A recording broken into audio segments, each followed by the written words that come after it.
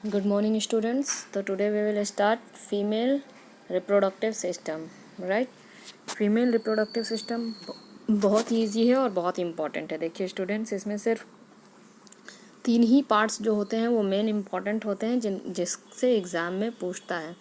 हम हमेशा आपको बताते हैं कि एग्ज़ाम में कहाँ से पूछेगा, क्योंकि मेन हमारा जो पॉइंट ऑफ व्यू है पढ़ने का वो है एग्ज़ाम में कहाँ कहाँ से क्वेश्चन पूछेगा. क्योंकि पढ़ने को तो हम कहीं से भी पढ़ सकते हैं. We can use YouTube, we can use different notes, हम कहीं से भी पढ़ सकते हैं. लेकिन हमें ये नहीं पता चलता है कि ये पूरे चैप्टर में एग्ज़ाम में कहाँ से क्या पूछेगा, राइट. तो देखिए human reproductive system, female reproductive system जो है ह्यूमन का, इसमें ये बहुत इंपॉर्टेंट है. मेल रिप्रोडक्टिव सिस्टम से ज़्यादा पूछता है इससे क्वेश्चन. आप 8th में भी पढ़ के आए हैं. जो आपने 8th में पढ़ा है सेम टू सेम आपको यहाँ पे भी वही चीज़ पढ़ना है. ठीक है स्टूडेंट्स. और वही 3 पार्ट्स जो आप 8th में पढ़े थे आपको याद होगा, और वही 3 पार्ट्स मेन है.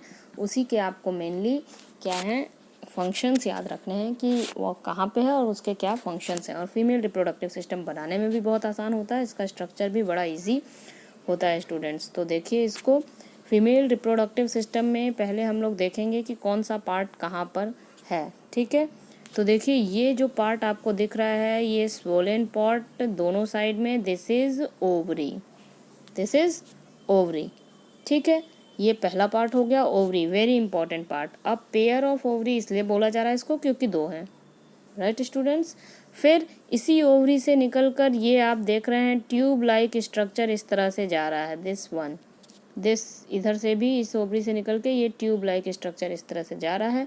ये जो ट्यूब लाइक स्ट्रक्चर है this is called fallopian tube, या इसी को ओविडक्ट भी बोलते हैं. यहाँ पे देखिए फेलोपियन ट्यूब या ओविडक्ट, दोनों इसी को बोलते हैं. ठीक है स्टूडेंट्स.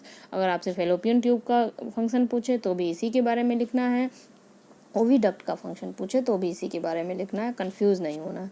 तीसरा जो बहुत इम्पॉर्टेंट पार्ट है वो है ये ओविडक्ट ओवरी से होते हुए जाता है इस पार्ट में, this is called uterus, this is called uterus. ठीक है.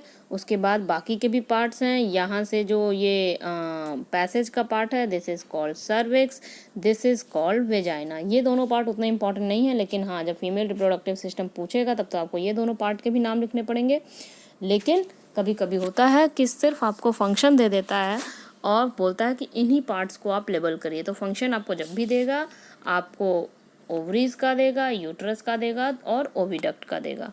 ठीक है. याद आपको पूरा फीमेल रिप्रोडक्टिव सिस्टम करना है, ये 3 पे फोकस ज़्यादा करना है, क्योंकि इसके आपको मेनली फंक्शंस याद करने हैं. यही तीनों के तो फंक्शंस ही होते हैं पूरे फीमेल रिप्रोडक्टिव सिस्टम में. ठीक है स्टूडेंट्स. चलिए तो देखते हैं क्या किसका क्या फंक्शन है. Let's see. देखिए अब पेयर ऑफ ओवरीज, अब पेयर ऑफ ओवरीज का स्टूडेंट्स फंक्शन है 1 on each of the uterus. पहले तो देखिए प्रेजेंट होता है ये 1 on each of the uterus, one side, मतलब एक ओवरी यहाँ, एक ओवरी यहाँ, यहाँ बीच में यूट्रस है, दोनों एक एक साइड में प्रेजेंट रहेगा. ठीक है. प्रोड्यूस फीमेल सेक्स सेल, बहुत इंपॉर्टेंट फंक्शन है कि ये प्रोड्यूस करता है फीमेल का सेक्स सेल, या गैमिट प्रोड्यूस करता है, या जर्म सेल प्रोड्यूस करता है, जिसको बोलते हैं ओवा, ओवम या एग भी बोल सकते हैं. ठीक है. This is also called egg, ova, ovum या एग. ठीक है. It also secrete female hormones. दूसरा जो इसका बहुत इंपॉर्टेंट फंक्शन है, it also secrete female hormones called oestrogen and progesterone. 2 female hormones होते हैं जो मेल से बिल्कुल अलग होते हैं और उनका नाम है एस्ट्रोजन और प्रोजेस्टेरॉन. ये एस्ट्रोजन और प्रोजेस्टेरॉन कौन सेक्रीट करता है students? Female reproductive system. Okay. चलिए आगे देखते हैं. फेलोपियन ट्यूब या ओविडक्ट, इसका क्या फंक्शन है भाई? आपको तो ये ट्यूब टाइप का दिख रहा है. फंक्शन बहुत इंपॉर्टेंट फंक्शन है, इसी का पूरे रिप्रोडक्टिव सिस्टम में सबसे इंपॉर्टेंट फंक्शन है फेलोपियन ट्यूब का. देखिए क्यों. पहली बात तो fallopian tube exist in pair originating from uterus extending up to ovary. Uterus से ओरिजिनेट होके ओवरी तक एक्सटेंड ये करता है फेलोपियन ट्यूब. ठीक है. पहला फंक्शन है इसका, receives ovum from the ovary. Ovary से ओवम को रिसीव करता है।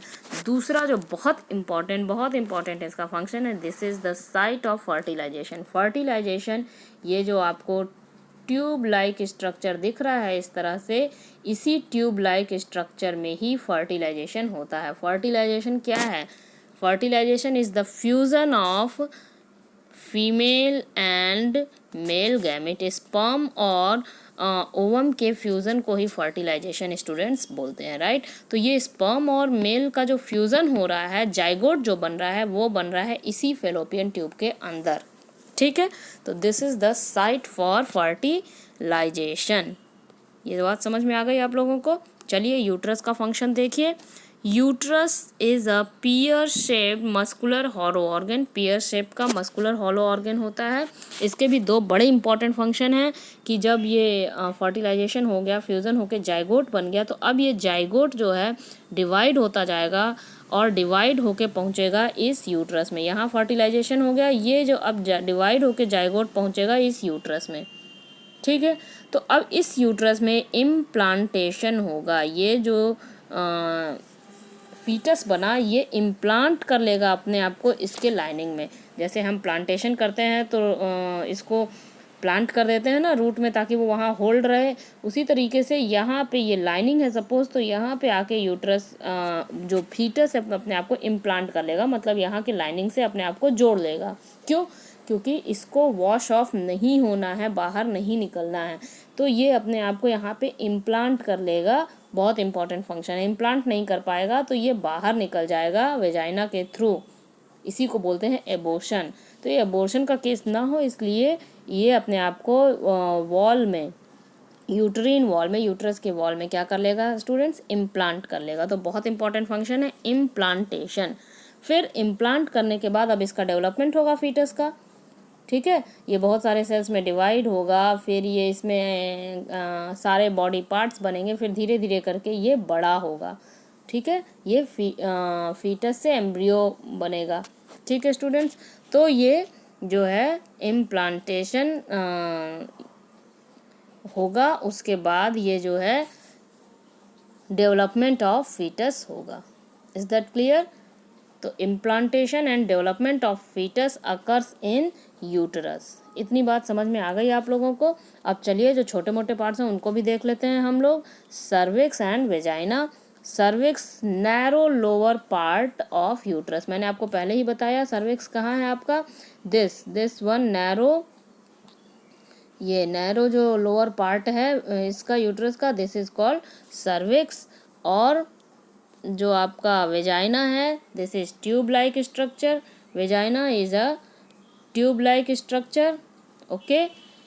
Sperm discharge occurs here. Sperm का जो डिस्चार्ज होता है वेजाइना में होता है और एक्ट एज बर्थ कैनल। तो दो इसके भी फंक्शन है, यहाँ पे स्पर्म डिस्चार्ज होता है और ये बर्थ कैनल के भी रूप में एक्ट करता है। बर्थ भी होगा तो वेजाइना से होके फिर फीटस जो है बाहर आएगा, और स्पर्म भी जो है वो ये स्पर्म यहाँ से ही अंदर जाएगा और बर्थ के टाइम पे फीटस जो है यहाँ से ही बाहर आएगा, ठीक है।